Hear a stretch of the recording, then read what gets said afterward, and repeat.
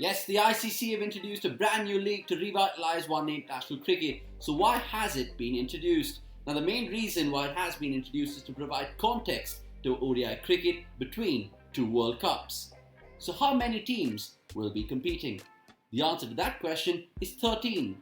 12 full members from the ICC, and that include of course India, England, Australia, New Zealand, Sri Lanka, Pakistan, Bangladesh, Afghanistan, Ireland, Zimbabwe, South Africa and the West Indies. The 13th team of course is the Netherlands, who won the World Cricket League Championship featuring the associate members.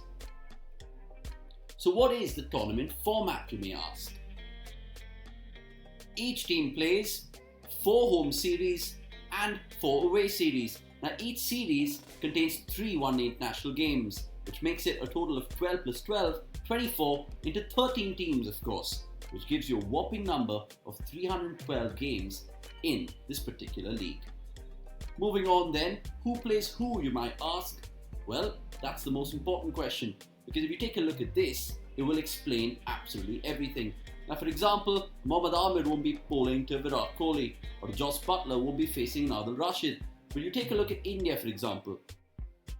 So we know for a fact that each team plays 8 teams, and that means India play 4 home series, 4 away series.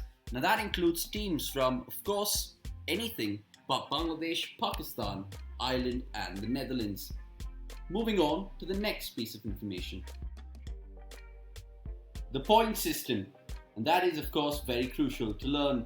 10 points for a win, 5 points for a tie or no result or for an abandoned game, and you get nothing for a loss. But there's another important question.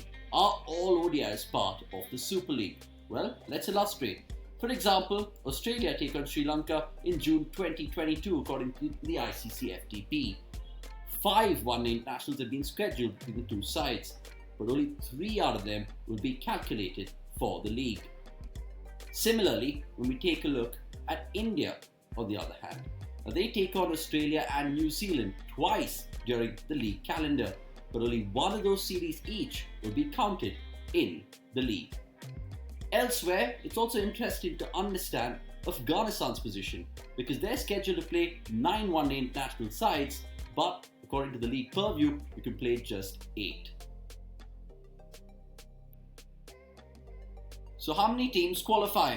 Common knowledge tells us that India has an automatic qualification being the host for the 2023 event.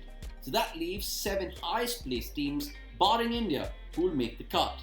Well, 5 teams will be left out though, and these teams along with the 5 associate sides will take part in the ICC Men's Cricket World Cup Qualifier 2023, and the 2 finalists will make the cut for the 10-team event.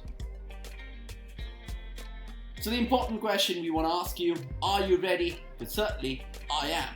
Watch the space for more.